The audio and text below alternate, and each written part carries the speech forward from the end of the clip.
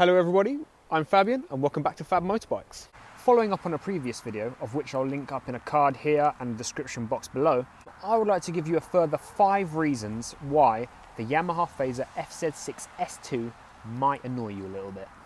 So number 1, the clutch on this bike is very heavy. I've replaced the clutch cable and oiled it heavily, but it's still just naturally a very heavy clutch. Now a few helpful subscribers have actually mentioned that replacing this clutch actuator arm on the right side of the bike that links directly to the clutch plates in here, replacing it with one from a Yamaha MT-09 or fz6 or the Tracer, which is roughly the same engine, really will help you out with getting a much lighter feel clutch. If you have more information on that, please let me know in the comments below. I would love to talk to you about it.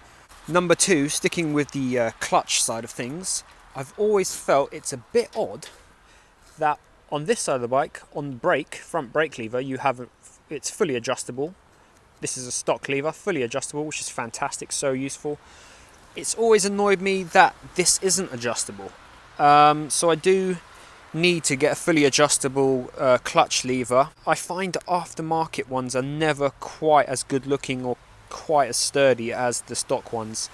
Once again, if you've got any recommendations, please let me know. But overall, I just think stock, these bikes should come with an adjustable clutch lever. It would be just really fantastic. You can change the distance of which you squeeze by adjusting the cable, but that also produces a lot of slack, so it's not really ideal. Number 3, now this is another thing that I actually do like about the bike, but is only really a niggling, nitpicking issue, but it is a little bit annoying.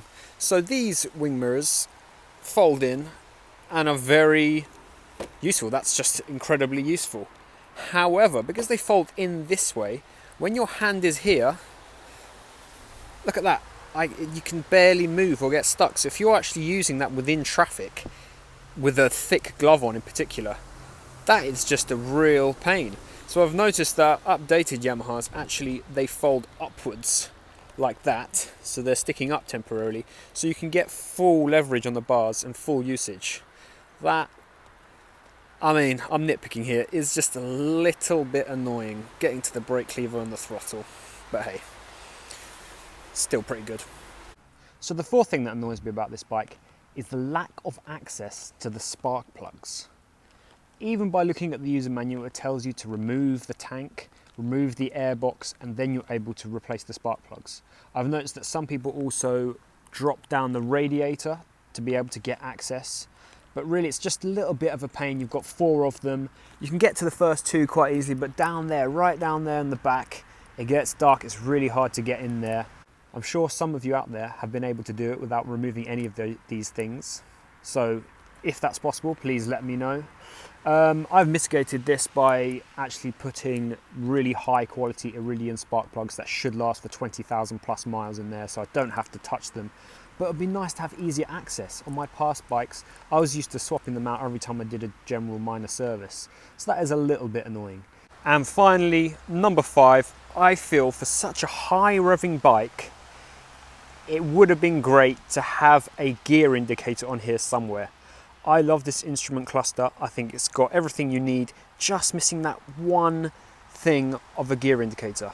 The reason why I think it's so important is that this bike at 30 miles an hour, you could be in 1st gear or 6th gear, and when you're touring, sometimes it's just nice to know where you're at and just have that little bit more information of what you're doing.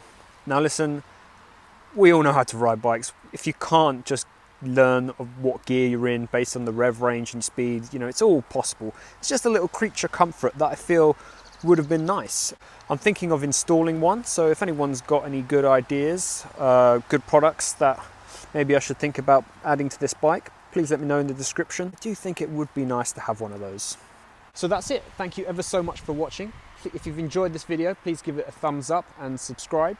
If you've got any other ideas of how to fix these niggling little problems that I find a little bit annoying, please let me know down in the comments, and I'll see you next week.